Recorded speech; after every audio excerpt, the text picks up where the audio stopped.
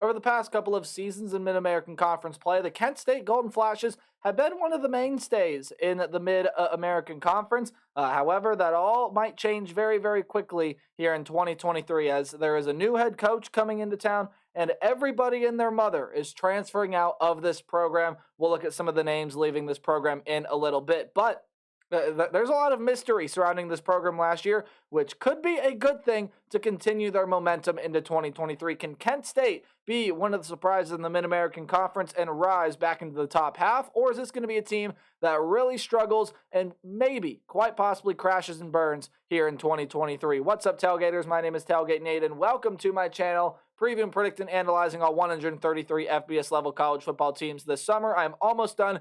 Make sure you hit the subscribe button and ring the bell so you know when videos get uploaded during the season. And again, just got a very select few teams here left to go for prediction season. But there are more ways than subscribing that you can help support the channel. You're doing one right now by watching the video. You can do more by liking, commenting, sharing, and anything else that you guys may be willing and able to do to help me support my channel. Because again, whatever you guys are able to do, I'll greatly appreciate. Let's talk about the Kent State Golden Flashes here in 2023.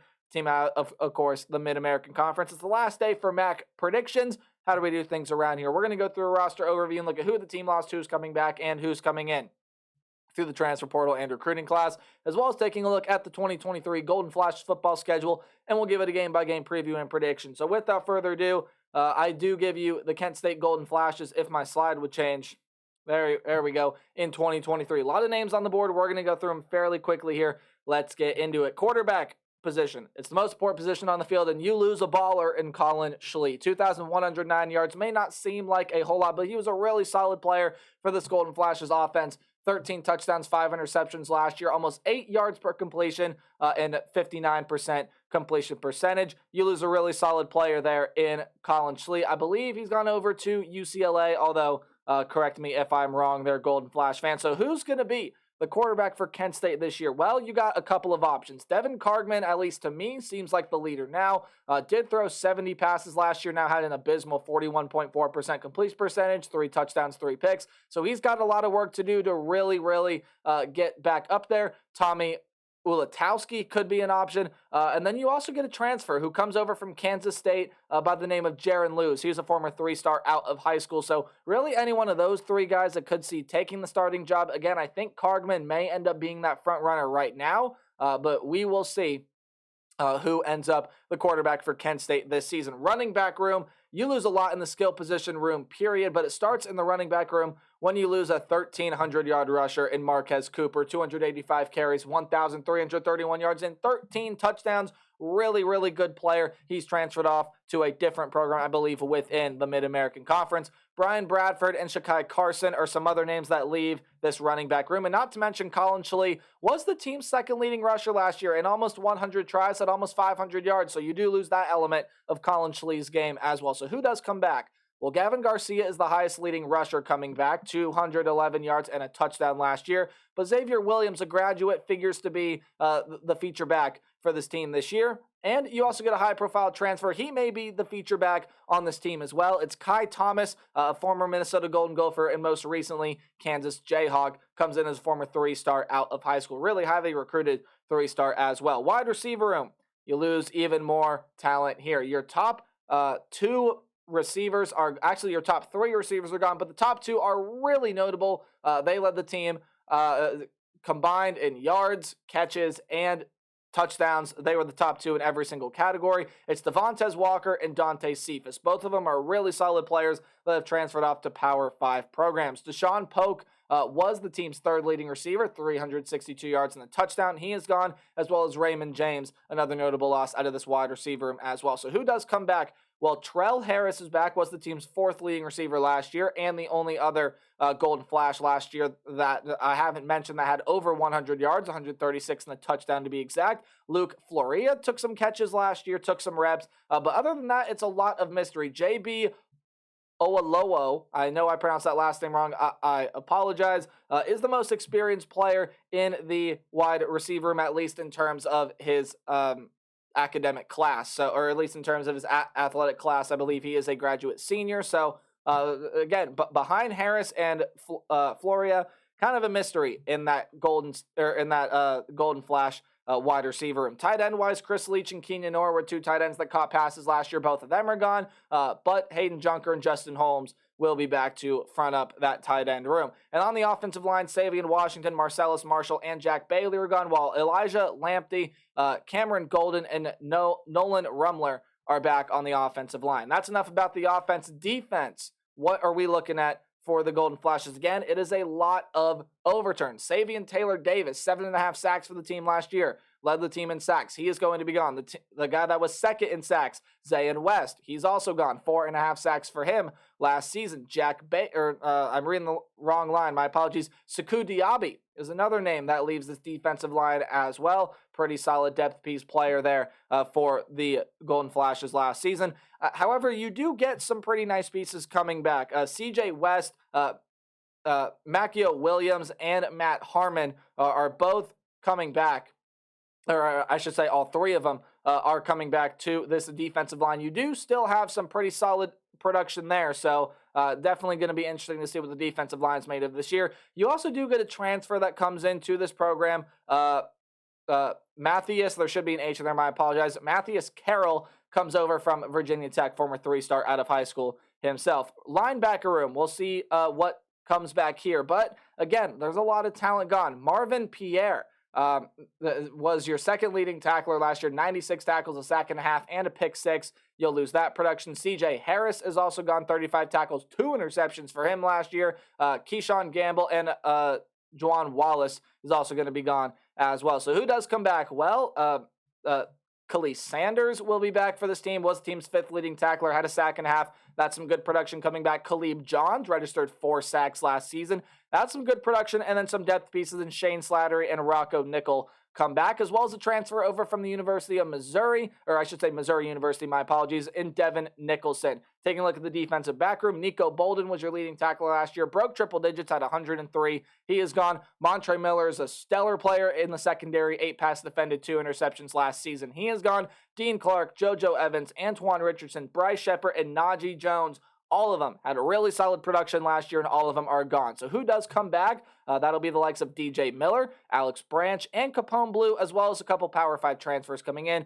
Dallas Cradleth is coming over from the Iowa Hawkeyes, and Lem Watley-Neely is over from the Indiana Hoosiers. Your new head coach in town is Kenny Burns, your offensive coordinator Matt Johnson, and defensive coordinator Dave Duggan as we take a look at the Golden Flash football schedule for 2023. Hey, any game at home is going to be underlined, while any game on the road will be in italics or the slanted text. Any game in green is the game that I see the Golden Flashes being able to win easily, and I don't think there are any of those, so we'll skip over that. Yellow is a game that's 50-50 back and forth, maybe an upset bid, but the Golden Flashes are going to be able to win, and red is a loss. Now, Golden Flash fans, I will say right away, I do think it is going to be a hot struggle for this team this season. You got to start off the year against 2 Power 5 opponents, one of them a new Power 5 opponent, a new team to the Big 12 in UCF. This offense is just going to be too dynamic. Kent State lost so much offensively. They lost so much good production, so many good players. They're simply not going to be able to keep up with the UCF offense. That is, if their defense even can either. UCF is going to be too dynamic. They got too many playmakers. UCF will be winning that game over Kent State, and so will the Arkansas Razorbacks. There are a couple questions to answer with that team, but none of them big enough to really give Kent State any chance in this game. I do think Arkansas is going to be able to win this one fairly handedly and give Kent State their 2nd straight loss to open up the season. However, you do get an FCS level program coming in here. It's Central Connecticut State University, and this one might end up being pretty close. I just do not have a great feeling right now with the Kent State Golden Flash program, just with all the talent that you guys ended up losing, especially offensively. Defensively, I think there still are some really good pieces. Now, all that being said, I do have you guys winning this game, but do not be surprised if CCSU really able to keep it competitive here, maybe keep this game close. I do think the Golden Flash are going to end up pulling away any way you slice it, and they'll get the win in that game. But that's definitely going to be interesting to watch to find out where Kent State really sits. If they blow them out, hey, maybe they get a couple more wins there, but we'll look at that moving forward. Again, I think Kent State's just really going to struggle this season. On the road at Fresno State is not a game you're going to win either. That's one of the best teams in the Mountain West. They won the Mountain West Conference last year, and even though you lose a 1,000-yard rusher, a 1,000-yard receiver, and quite frankly, all-American caliber quarterback in Jake Hayner. Look, Mikey Keene is coming in to be that quarterback. He is a UCF transfer, so a little schedule connection there. There's still a lot of good talent, a lot of transfers coming into that program that are very, very talented, and Tedford's group, I think, will still be one of the best in the Mountain West. That will be a win for the Fresno State Bulldogs and a loss for the Golden Flash. So now you get into conference play, and your conference schedule is not easy at all. There are really no gimmies on this conference schedule. You're going to have to work to get any win. At home against Miami, Ohio, I think is going to be a loss. Brett Gabbert's one of the best quarterbacks in this conference, and while the wide receiver mark might be a question for the Redhawks this season, I don't think the Golden Flash team has enough in the secondary. They lost so much production, and not even that. If the Kent State starters can perform really well, depth could become an issue on this team very, very fast, and I think Miami, Ohio has what it takes to be able to knock them off, so that'll be a win for the Redhawks. Then you got to go on the road. You got to play one of the best offenses in the conference in the Ohio Bobcats. Curtis Rourke and company returned so much. That defense should still be pretty solid this year as well. Just not a game I like Kent State in. That'll be a loss on the road against the Ohio Bobcats, looking to get back to the MAC title this year and even win the conference. And then, again, you got two of the better teams in the conference, in my opinion, in Eastern Michigan and Buffalo up next. I think you're going to drop both of them. Let's talk about the Eastern Michigan game first. Kent State does return quite a bit of solid production in the defensive front seven, but you got one of the best running backs in the conference over there in Eastern Michigan, and Samson Evans. Defense over there should still be really good as well. So I think Kent State goes on the road and catches a loss to the Eastern Michigan Eagles as well. And they're going to lose to Buffalo. Defensive intensity is the name of the game when it gets to the Bulls, but there's a lot of good offensive pieces coming back to that team as well. Any way you slice it, I do see that as a loss for the Kent State Golden Flashes as well.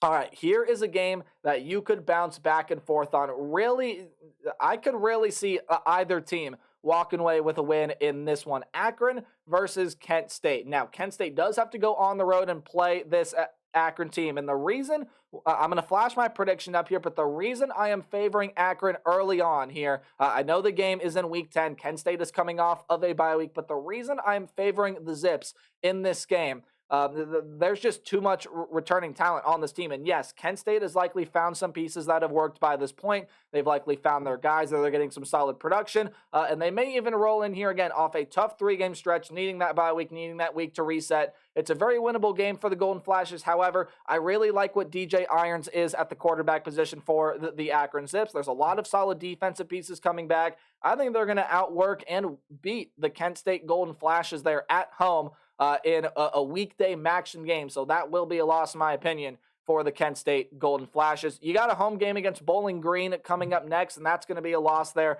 as well. Connor Bazelak is coming in to that program. He is an SEC Big Ten.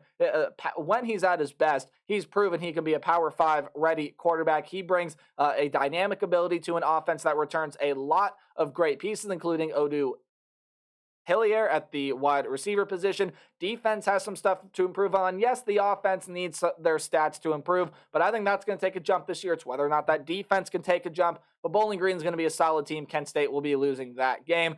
You do have another winnable one here, going on the road to play Ball State. The problem is, I do think Ball State, even though that's probably going to be another very thin team out of the Mid-American Conference, it's a team that I just think has a little bit more talent than what Kent State is right now. So for that simple reason, I do think Ball State's going to outwork and beat the Kent State Golden Flashes. And I do think when you boil it down, they may end up being a little bit deeper team than what Kent State is going to be this season. And then your final game of the year is against Northern Illinois. Hey, a lot of Golden Flash fans may be looking and say, this is a winnable game. This team was not very good last season. I do not see it that way. There were a lot of injuries, a lot of inconsistency problems with the Northern Illinois Huskies last season, primarily at the quarterback position. Rocky Lombardi has gotten healthy. His top target in 2023 should be Tavon Rudolph. He's gotten healthy, got a really good running back stable, some dogs on the defensive end. Northern Illinois should have a much improved season in 2023. That'll be a loss for the Golden Flashes. So yeah, like I said before we started the schedule preview, it's going to be a struggle bus year for the Golden Flashes. Just not a whole lot of depth on this team. In my opinion, you lost a ton of talent, and I think that's going to show big time here in 2023. But who knows, maybe this team can start taking some steps to being a solid program in the Mid-American Conference like they have been in the past. That's my thoughts on the Golden Flashes. Leave yours in the comment section down below. And as always, remember to play hard but tailgate harder. See you guys in the next video.